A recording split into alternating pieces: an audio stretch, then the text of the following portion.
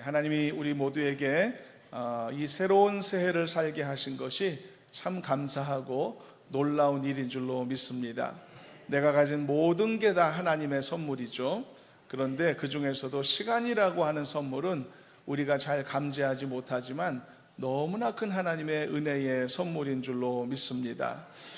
나로 하여금 새로운 한 해를 살게 하셨다. 이것은 나에게 그만큼의 시간의 기회를 제공하셨다는 의미이기 때문에 더더욱 하나님의 큰 은혜이며 축복입니다. 얼마 전에도 말씀했듯이요, 우리에게 만일 확실한 구원의 믿음이 있다면 내가 오늘 밤 하나님의 부르심을 입게 되더라도 천국에 가게 될 것입니다. 그리고 곧 그것은 나에 대한 개인의 구원의 완성이 되는 것이겠죠. 그러니까 천국이 확정된 것이지 않습니까? 그래서 이것도 좋습니다. 사실은 충분히 은혜로운 것이거든요. 만일 하나님이 나에게 24년도 새해를 살지 않게 하시고 이맘때쯤 나를 천국으로 이끄셔서 나에 대한 구원의 완성을 이루신다 하더라도 충분히 감사할 이유가 넘칩니다. 바로 여러분, 이것이 확실한 구원관을 가진 그리스도인들의 인식이 아니겠습니까? 그런데 나로 하여금 이 땅에서 조금 더 살게 하신단 말이죠. 그래서 좀 더 많은 일을 하게 하시고 더 큰 믿음의 열매를 거둘 수 있는 또 한 해의 기회를 주셨다라면 그것 또한 아주 감사한 일인 것이고 그것 또한 기뻐할 일이다는 말씀인 것입니다.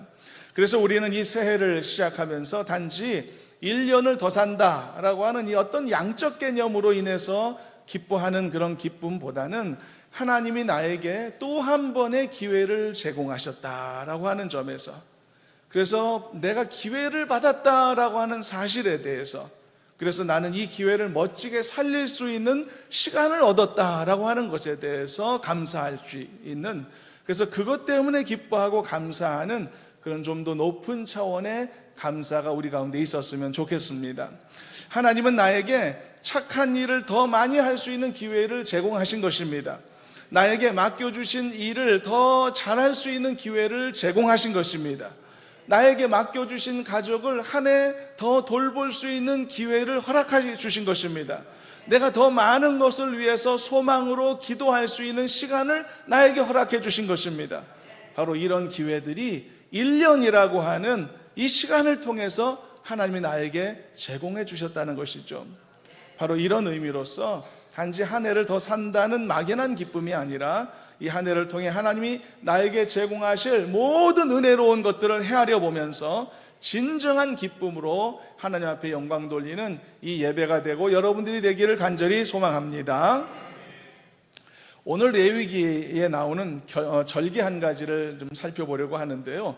레위기 23장에는요 이스라엘에 있었던 모든 중요한 절기들이 요약되어 있습니다. 그리고 그 절기들은 크게 3개의 카테고리로 나뉘어지는데요. 그래서 이스라엘의 3대 제사라고 부르는데 예전에 새벽 시간에 레위기 살펴보면서도 언급했었죠. 그 중에서 오늘 우리가 살펴보려는 절기는 나팔절입니다. 이것은 3번째 카테고리에 속해 있는 절기인데요. 우리가 보통 절기를 알아보자고 할 때 가장 기본적인 정보가 뭐겠습니까? 절기를 지키는 날짜가 언제인가? 그리고 그 절기 속에 담겨진 의미가 뭔가? 이 두 가지가 필요하겠죠. 그렇다면 나팔절은 언제, 어느 날짜에 지켰던 절기인가? 24절에 나와 있는데 한번 읽어보시도록 하겠습니다. 본문 24절입니다. 이스라엘 자손에게 말하여 이르라. 7째 달 곧 그 달 첫날은 너희에게 쉬는 날이 될지니 이는 나팔을 불어 기념할 날이요 성회라. 그래서 나팔절은요 유대 종교 달력으로는 7월 1일에 지키는 절기였습니다. 근데 당시 이스라엘에는요 달력이 2종류였습니다. 첫째는 지금 말한 종교 달력, 또 하나는 민간인들이 쓰는 민간 달력이 있었는데 민간 달력으로 따지면은요 그날이 7월 1일이 아니라 언제냐면 1월 1일인 것입니다.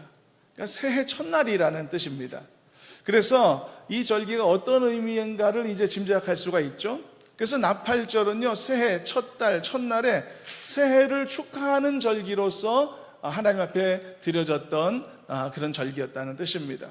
그래서 때로는 이 절기를요 신년절이라 부르기도 했는데, 그래서 오늘 우리도 이 나팔절을 살펴보고 있는 것입니다. 그럼 그날에 뭘 했냐? 새해 첫날이 되면 모든 백성들에게 성회를 선포했다고 말합니다. 그리고 하나님 앞에 성대한 예배를 드리게 되었던 것이죠. 오늘날 우리가 첫 주에 모여 예배 드리는 것처럼. 그런데 또 이 나팔절의 시기가 그럼 또 언제냐? 우리가 사용하는 달력으로는 또 언제냐? 우리가 사용하는 달력으로는요 9월에서 10월 사이에 해당이 됩니다. 좀 이 복잡한데 본격적인 추수철이거든요. 그래서 헷갈릴 수 있습니다. 달력이 3개 나오니까 종교 달력, 민간 달력, 오늘 달력 다 잊어버리셔도 되고 이것만 머릿속에 정리하시도록 하겠습니다. 나팔절은요 신년 감사의 성격이 있었다는 것이고요, 아울러 오늘 달력으로는 추수 시기니까 추수에 대한 감사의 마음도 담겨 있었다는 뜻이고요. 그렇다면 이 나팔절이라는 절기가 갖고 있는 가장 큰 테마가 뭐겠습니까, 여러분? 감사인 것입니다, 여러분. 감사로 드리는 절기인 것이죠. 그래서 오늘 우리도 새해 첫 주를 시작하는 이 첫 마당에 하나님 앞에 첫 예배를 드릴 때 어떤 감정으로 드리는 것이라고요? 감사하는 마음으로 예배하는 것입니다, 여러분. 사랑하는 여러분, 감사하는 마음으로 새해를 맞이하시기를 축복합니다. 감사하는 마음으로 이 자리에 예배하시기를 축복합니다. 우리가 오늘 드리는 이 첫 해의 첫 주일, 첫날 예배부터 넘치는 감사로 하나님 앞에 나아가는 우리가 되고, 그리고 앞으로 살아갈 한 해 동안에도 이런 감사가 가정에서, 삶에서 항상 넘쳐나기를 주님의 이름으로 축복합니다. 감사하는 마음이 없이는 예배가 안 됩니다. 예배가 될까요? 여러분, 예배자가 어떤 마음의 감정으로 예배 드릴 수 있을까요? 내가 예배 드린다는 게 무슨 의미일까요? 여러분, 모든 공로와 모든 영광을 하나님께 올려드리는 게 예배 아닌가요? 지금까지 지내온 것이 다 주님의 크신 은혜입니다라고 고백하는 게 예배 아닌가요? 그런데 감사하지 못하는 마음으로 어떻게 예배가 가능할까요? 여러분, 감사 없는 예배는 안고 없는 찐빵도 아니고 그림의 떡도 아닙니다. 그 이름도, 그 명칭도 지나칩니다. 아무런 가치도 지니지 못하는, 어쩌면 배설물과도 같은 게 감사 없는 예배인 것입니다. 여러분, 안고 없는 찐빵도 먹으면 맛있을 때가 있습니다. 뭐 없어도 맛있을 때가 있고, 이런 그림의 떡도요, 여러분, 떡은 아니지만 그림도 가치가 있는 것이지 않습니까? 어떤 때는요 떡보다 그림이 더 비쌀지도 모르겠습니다. 그러나 배설물, 이건 진짜 무가치한 것을 대변하는 것이지 않습니까? 감사가 없는 예배는 그만큼 무가치하다, 바로 이것을 말씀하는 것입니다. 그래서 여러분 모두는 모든 것에 감사하는 마음을 가지시고 하나님 앞에 항상 복된 마음으로 나아가는 복된 예배자들이 되기를 간절히 소망합니다. 그래서 감사는요 하나님께 드려야 할 절기 중에서 빠질 수 없는 가장 중요한 동기부여입니다. 감사하기 때문에 예배드린다, 감사하기 때문에 절기를 기쁘게 지킨다는 것이죠. 물론 여러분, 어떤 특정한 목적을 가진 예배도 없지는 않습니다. 내가 원하는 것을 구하는 간절한 기도도 우리에게 얼마든지 있을 수 있습니다. 내가 행하는 모든 경건의 행위나 모든 기도의 행위가 목적을 가진 것도 있을 수 있지만, 그러나 그것이 근본적인 목적은 아닙니다. 내가 하나님 앞에 나아가는 모든 행위, 모든 손짓과 발짓의 유일한 동기부여, 이것은 감사밖에 없다는 것을 마음에 꼭 새기실 수 있기를 바랍니다. 그래서 여러분들도 감사가 여러분들이 살아가는 모든 일의 동기부여가 될 수 있기를 저는 소망합니다. 그만큼 감사가 넘쳐나는 삶이 있기를 바란다는 것입니다. 감사가 동기부여가 되려면 내 안에 감사가 있어야 되는 겁니다. 그리고 내 안에 감사가 있으려면 감사할 일이 넘쳐나야 되는 것입니다. 그러니까 여러분, 이것이 은혜로운 선순환이 이루어질 수 있는 것이죠. 감사가 넘쳐나서 모든 여러분들이 하시는 일에 감사가 동기부여가 되어서 어렵게 힘들게 싫어서 하는 일 말고 정말 기쁘게 감사하게 살아가는 여러분들의 일상의 삶이 되시고, 한 해 동안 쌓아 올리게 될 여러분들의 예배와 기도와 모든 신령한 행위들이 되기를 간절히 소망합니다. 그래야만 하나님이 모든 것을 기쁘게 받으시는 것이다. 감사가 동기부여가 되어야 하는 것입니다. 이번에도 데일 카페에서 권사님들이 새벽 기도마다 아침마다 차 대접을 하시지 않았습니까? 마지막 날 오늘 보니까 멋있는 정말 맛있는 간식 이렇게 챙겨주셨지 않습니까? 여러분, 이런 것들이 뭔가를 바라면서 하시는 일들이 아니지 않습니까? 감사하는 마음으로 주신 은혜 기쁘게 섬기는 그런 아름다운 모습들인 것이죠. 여러분, 시편 50편 23절에 이런 말씀이 있는데 왜 감사가 우리의 삶의 행위에 중요한가를 알려주는 말씀 함께 한번 읽어보시도록 하겠습니다. 함께 읽어봅니다. 감사로 제사를 드리는 자가 나를 영화롭게 하나니 그의 행위를 옳게 하는 자에게 내가 하나님의 구원을 보이리라. 할렐루야.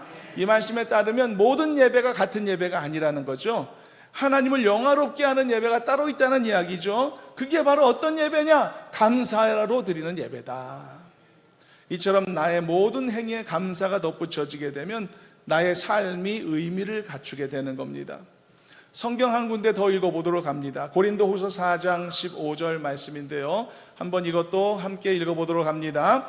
이는 모든 것이 너희를 위함이니 많은 사람의 감사로 말미암아 은혜가 더하여 넘쳐서 하나님께 영광을 돌리게 하려 함이니라.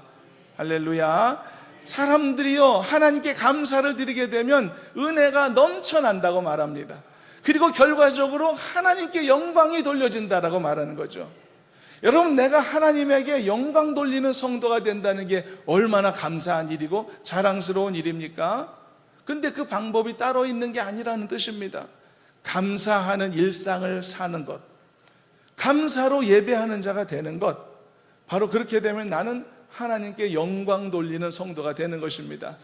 감사하는 성도 되시길 바랍니다. 하나님께 영광 돌리는 성도로 살아가시기를 주님의 이름으로 축복합니다. 그래서 그리스도인들에게 있어서 감사는 인생에서 가장 중요한 삶의 조건입니다. 마치 어떤 요리에도 소금 간이 들어가야 먹을 만한 음식이 되듯이 내 일상 모든 것에 감사의 행위가 들어가야 합니다.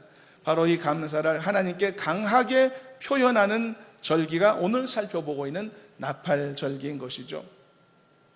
그리고 나팔절에 들어있는 또 하나의 주제가 있습니다. 지금까지는 감사가 주제였죠. 이번에는 소망이 또 하나의 주제입니다. 이 나팔절이 왜 나팔절이냐면요, 앞에서 말씀했던 새해 첫날을 의미하는 것이었다고 했죠. 그래서 새해 첫날이 되면 전국 각지에서 새해를 축하하는 의미로 뿔 나팔을 이렇게 불게 되어 있었다는 것이죠. 그래서 나팔절인 겁니다.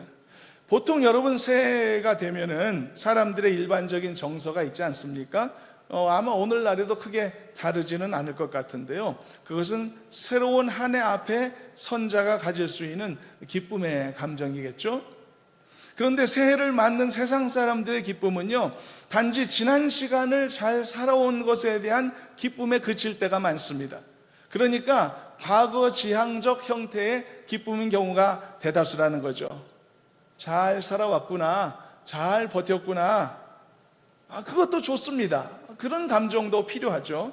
그러나 그리스도인들이 새해를 맞이했을 때 갖게 되는 기쁨은 거기에 그치지 않습니다. 단지 잘 살아온 것에 대한 기쁨에 머물지 않고 바로 하나님이 나에게 새롭게 살게 하시고자 하는 이런 새로운 한 해를 주신 것에 대한 기쁨의 감정도 함께 갖게 되는 것입니다.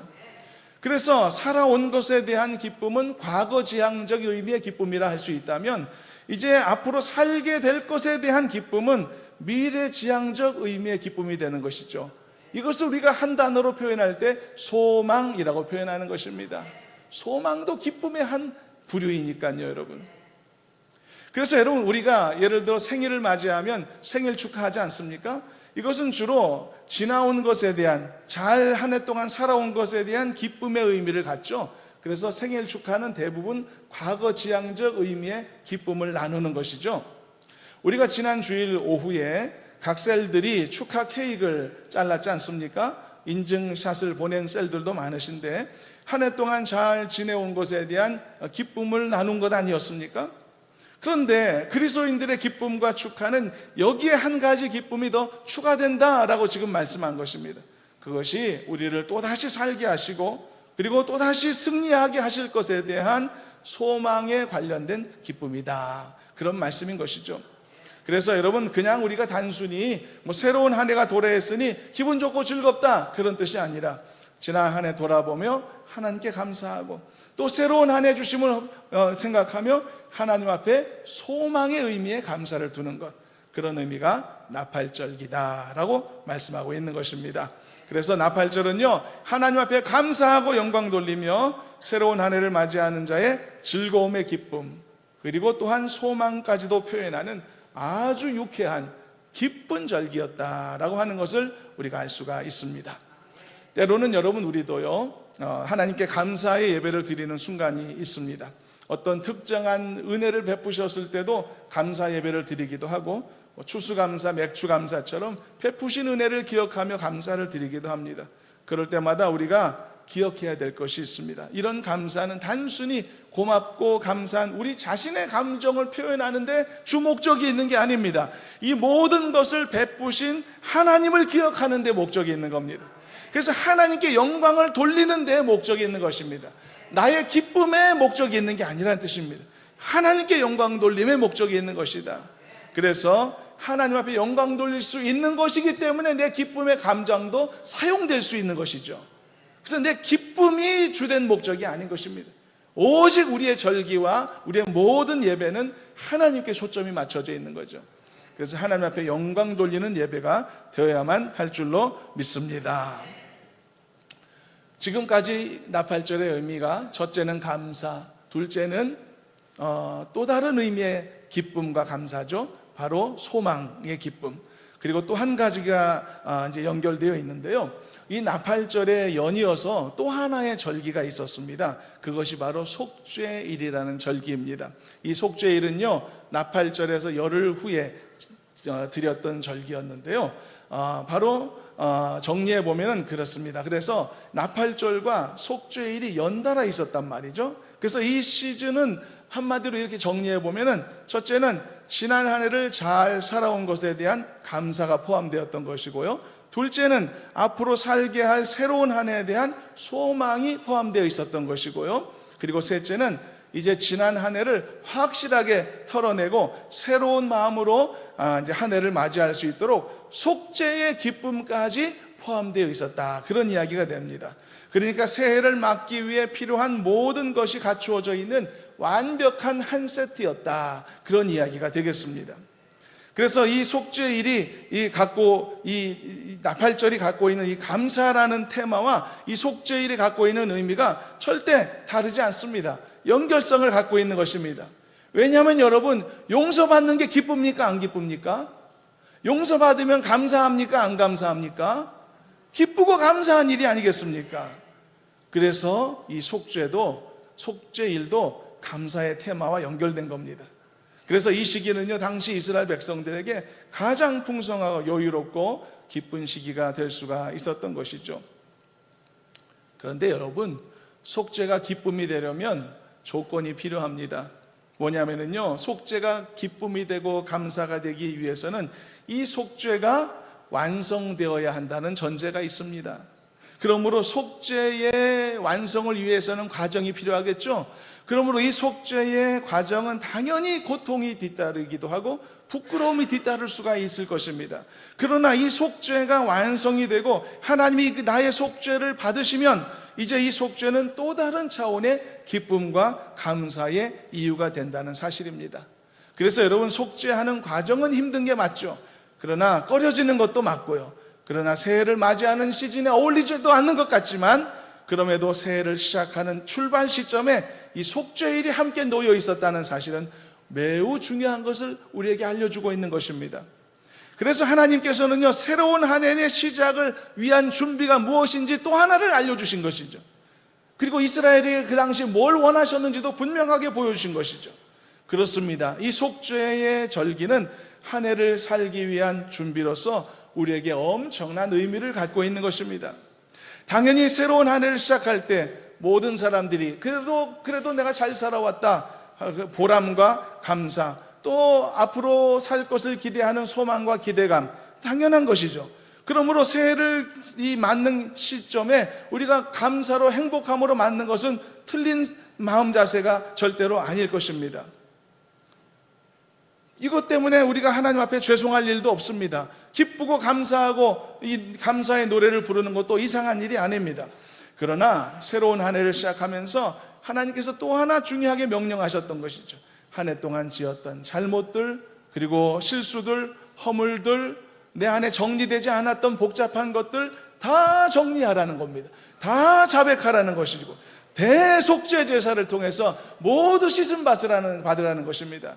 사실 하나님이 명령하신 제사에는, 1년 제사에는 속죄 제사가 수없이 많지만, 그러나 새로운 첫 해를 시작하는 첫마당에 하나님이 지내라고 하는 이 속죄일은요, 대속죄일이라고 불렸습니다. 1년 중 가장 크게 속죄하는 날이라는 것이죠. 어떻게 새해를 맞이하는 시점에 가장 많이 회개해야 될까? 바로 이런 정리가 필요한 것이라는 말입니다. 깨끗함이 필요하다는 것이라는 말이죠. 그래서 이것이 새로운 한 해를 시작할 때 정말 중요한 대목이다라고 우리에게 알려주고 있는 말씀인 것입니다. 자, 그렇다면 마지막까지 이 하나님의 명령을 잘 지키기 위해서 이제 어떤 자세가 필요할까요? 쉽게 말하면 확실한 분위기 전환이 필요할 수 있습니다. 나팔절을 지킬 때는 지나온 삶에 대해 하나님께 감사하고, 앞으로 살아갈 것에 대한 한 해를 주신 것에 대한 소망에 감사를 드리고 기뻐하지만, 연이어서 속죄일을 지킬 때는 그런 기쁜 마음과 들뜬 마음은 잠시간 내려놓고 완벽하게 분위기 전환해서 그동안 지었던 모든 죄들에 대해 자복하는 마음으로 진지한 자세로 절기에 임할 필요가 있다는 뜻입니다. 그래서 이러한 절기들을 주신 하나님의 이유를 분명히 알게 될 때 비로소 이러한 확실한 태세 전환이 우리에게 가능할 수 있게 되는 것입니다. 이것은요, 여러분, 나의 어떤 인위적인 감정의 변화와는 관계가 없는 것입니다. 하나님이 이 절기를 지키라는 명령을 제대로 준비하려는 자들의 철저한 마음가짐에 해당되는 것이기 때문에 아무 문제가 없습니다. 그러니까 감사할 때는 정말 기쁘게 감사해야 된다는 뜻입니다. 때로는 용서를 구할 때는 눈물로 회개할 수 있어야 된다는 뜻입니다. 이런 감정의 변화는 내 안의 변덕스러움하고는 아무 관계가 없습니다. 인위적인 것도 아닙니다. 이것은 전적으로 하나님이 명령하신 것들을 잘 지키고자 하는 자들의 준비된 모습에 해당된다는 이야기인 것입니다. 새해를 맞이하면서 성도 여러분, 지나온 것에 대해서 마음껏 감사하시기를 바랍니다. 앞으로 살 한 해를 생각하며 마음껏 소망의 감사를 올리시길 바랍니다. 그리고 완벽한 새 출발을 허락하신 하나님을 생각하면서 모든 나의 허물과 죄를 다 속죄하고 씻음받아서 정말 홀가분하게 힘차게 더 새 출발하는 여러분 되시기를 주님의 이름으로 축원합니다. 저는 지금까지 제 아내와 오랜 기간 동안 살아왔으면서도 미스테리하다라고 생각하는 게 한 가지가 있습니다. 제 아내가 혼자 방에 들어가서 기도를 하면은 그렇게 울면서 기도를 합니다. 한두 번도 아니고 매번 그렇거든요. 그래서 처음에는 그렇게 생각을 많이 했어요. 뭐가 그렇게 인생에 슬픈 일이 많냐, 뭐가 그렇게 힘드냐라는 생각을 많이 했습니다. 때로는 어떤 때는요, 내가 뭐 잘못한 일이 있어서 저러나 그런 생각을 할 때도 많이 있었는데요. 그런데 기도를 마치고요, 방문을 열고 나올 때 보면 항상 생글생글 웃으면서 나오는 거예요. 그래서 소름이 끼칠 정도였습니다. 사실 진짜 그렇습니다. 경험해보지 않은 사람은 모릅니다. 소름이 끼칠 정도. 어떻게 저렇게 사람이 확 바뀌어서 나오나. 어떤 때는요, 방 안에서 계속 이렇게 우는 소리가 나서 계속 기도하나 보다라고 이렇게 생각하고 있었는데 갑자기 깔깔깔 웃는 소리가 나는 거예요. 문을 열고 들어가 봤더니 방 안에서 이제 기도 끝난 다음에 금세 또 누군가하고 통화하면서 그렇게 깔깔깔 웃는 겁니다. 그래서 제가 소름이 돋는 거예요. 어떻게 그렇게 저렇게 감정이 저렇게 순간순간 바뀌나. 여러분, 확실한 태세 전환, 바로 이런 게 아닐까 생각해 봅니다. 감사할 때는 기쁘게 감사하는 것이고, 회개할 때는 눈물로 회개할 수 있는 것이고, 간구할 때는 더 절박하게 간구하는 것이고 말이죠. 나팔절과 속죄일을 동시에 지켜야 했던 그들에게도 필요했던 태도가 아니었을까. 다윗이 한 가지 기도 제목을 놓고 어린 생명을 살려주시라고 눈물로 기도했죠. 그런데 하나님께서 어쨌든 결과를 보여주셨을 때 눈물을 싹 씻고 옷을 입고 음식을 다시 먹으며 일상의 삶으로 돌아왔던 그 무서운 소름 돋는 모습, 바로 그 모습이 어떻게 보면은 하나님이 명령하신 모든 것들을 철저하게 지키고자 하는 그런 성도들의 그 어떤 마음가짐에 준비된 모습이다라고 우리가 볼 수 있다라고 말하는 것입니다. 그러므로 사랑하는 여러분, 예배를 드릴 때는 넘치는 감사로 예배 드시기를 축복합니다. 회개할 것이 있다, 넘치는 회개하는 감정으로 눈물로써 하나님 앞에 용서를 구하는 여러분 되시기를 바랍니다. 그리고 여러분이 혹시 얻고자 하는 간절한 것이 있다면 마치 그것을 얻은 자처럼, 이것이 없으면 또 내가 죽을 것 같은 사람처럼 강한 확신과 담대함과 간절함을 가지고 바라는 바를 자신 있게 구하는 담대한 기도자들이 되기를 주님의 이름으로 소망합니다. 오늘 본문에 기록되어 있는 속죄일을 지키는 이 백성들에게 요구되는 태도를 한번 보시길 바랍니다. 이전의 절기였던 나팔절을 지키는 모습과 너무 많이 다릅니다. 7절을 보게 되면 그날에는 나팔절과 마찬가지로 성회도 열고 제사도 지내는 것 동일합니다. 그런데 임하는 마음 자세가 너무 다릅니다. 하나님이 뭐라고 명령하셨습니까? 너희는 성회를 열고 스스로 괴롭게 하라. 이날만큼은 이 자신의 죄를 자복하고 회개하는 속죄일이기 때문에 이날만큼은 스스로 괴롭게 하라고 말씀한 것입니다. 스스로 괴롭게 하라는 것은 무슨 스스로 고통을 하고 자해하라는 이야기가 아니라, 스스로 괴롭게 한다는 것은 금식과 회개의 행위를 통해 하나님 앞에 간절함으로 나아간다는 것을 의미합니다. 그러므로 이것은 절대로 유쾌하고 기쁜 과정이 아닙니다.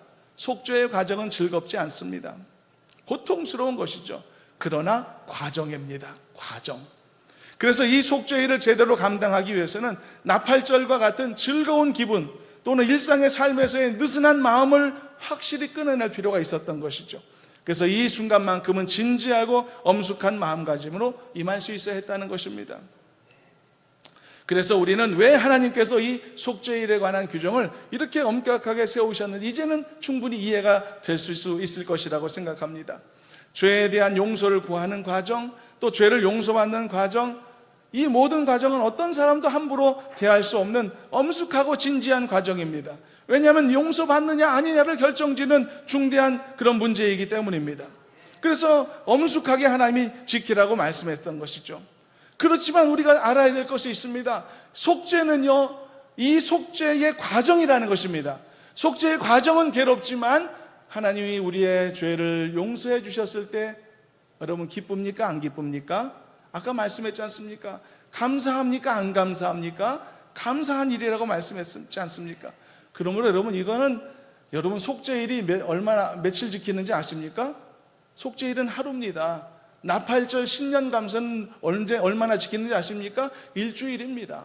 여러분, 내 죄를 용서를 구하는 이 괴로움의 속죄일은 하루면 되는 것입니다.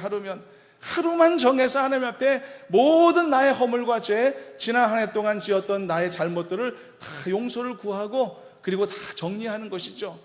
그리고 용서받으면 새 출발하는 것입니다. 힘찬 출발을 할 수 있는 축복이 우리에게 주어진다는 것이죠. 이런 은혜 받은 성도들이 다 되셨으면 참 좋겠습니다. 그래서 이 속죄일에 우리의 괴로움의 태도는 목적이 아니라 과정이라는 것을 잊어서는 안 되겠습니다. 그래서 여러분, 왜 속죄일이 우리에게 또 감사의 테마의 연결성을 갖느냐? 여러분, 왜 속죄를 하라고 하나님이 명령하셨을까요? 왜 용서를 구하라고 명령하셨을까요? 용서해 주시기 위해서가 아닙니까? 용서해 주실 마음이 없었으면 용서를 구하라고 말씀도 안 하셨겠죠. 그래서 속죄일을 지키라는 이 명령은 그 자체로서 이미 하나님의 축복이 담겨 있는 것입니다. 게다가 하나님은 그들의 죄를 건성건성 용서하시겠는 게 아니라 철저하게 용서하시겠다고 말씀하셔서, 그래서 하나님이 그들에게 속죄일을 어떻게 지키라고 했냐면 철저하게 지키라고 하셨던 겁니다. 그것 자체가 축복입니다. 그리고 하나님이 그들의 죄를 용서해 주실 때 예외 없이 차별 없이 모두를 용서해 주기를 원하셔서 하나님이 속죄일을 명령하실 때 한 사람도 빠지지 말라고 명령하셨던 겁니다. 모두 용서해 주시기 위해서. 그렇다면 이 속죄일을 지키면서 금식하고 회개하며 짧은 시간 자신을 괴롭게 했던 이 하루의 시간이 그들에게 힘들고 어려울 수 있겠으나 결과적으로 볼 때, 궁극적으로 볼 때 이 속죄일은 결국은 그들에게 있었던 모든 죄를 씻음받는 날이기에 이 속죄 절기 또한 하나님께 드리는 감사의 절기로서의 충분하고도 넘치는 의미가 부여된다라고 하는 사실입니다. 여러분, 내가 내 죄를 용서받는 게 왜 축복인지 아시지 않습니까? 나의 회개로 인해 용서받았단 말이죠. 성경에 나오는 어떤 사람은요, 예수님을 만난 자리에서 스스로 고백했죠. 예수님, 나는 죄인입니다. 나를 떠나십시오. 눈물로 고백했지만 오히려 그의 눈물이 그를 살리지 않았습니까? 오늘 구원이 이 집에 이르렀다. 그러므로 때로는 내가 괴로운 마음으로 하나님께 나의 허물을 자백할 수밖에 없는 그런 과정을 우리가 새로운 한 해를 맞이하며 맞아야 된다고 하더라도 결국 그것조차도 하나님이 나에게 주시는 축복이라는 것, 따라서 그 순간조차도 나는 하나님 앞에 감사함으로 속죄할 수 있게 된다는 것, 여러분 잊지 않는 우리가 되었으면 참 좋겠습니다. 말씀을 정리하겠습니다. 새해를 여는 첫 주일에 우리는 나팔절, 연이어 속죄일을 함께 살펴보면서 왜 우리가 살면서 하나님 앞에 감사해야 되는가, 수많은 이유 중에 지극히 작은 몇 가지를 살폈습니다. 사랑하는 여러분, 매해 순간순간마다 새로운 날들 주심에 감사하며 사시기를 간절히 소망합니다. 단지 1년 시간이 나에게 더 늘어났다, 시간 연장 때문에 좋아하는 단순한 기쁨에서 벗어나시길 바라고, 하나님이 나에게 제공하실 모든 은혜들을 생각하며 나에게 행하실 모든 이 선한 일들을 기억하면서 나에게 이런 놀라운 기회를 주셨구나, 기회 제공받음에 감사하는 여러분들이 되셨으면 좋겠습니다. 그리고 때로는 부족하고 미련해서 죄를 짓고 살아왔다 할지라도, 그래서 눈물로 하나님 앞에 회개할 수밖에 없는 나의 형편이라고 할지라도 결국은 나의 회개를 기쁘게 받으시는 하나님이 계시다는 것을 생각하며, 또한 나의 이 작은 회개 행위가 하나님 앞에 드려줄 수 있게 하신 예수님의 십자가의 희생이 나에게 주어졌다는 사실을 생각하며 회개하는 순간조차도 감사를 잃어버리지 아니하고 기쁨을 잃어버리지 아니하는 복된 성도가 되시기를 간절히 소망합니다. 그럴 때 우리는 이 새로운 한 해를 살게 하신 진정한 감사를 올려드릴 수 있을 줄로 믿습니다. 과거 지향적인 기쁨도 취하고 잘 살아왔으니 너무 감사하다, 그리고 미래지향적인 기쁨도 취하시길 바랍니다.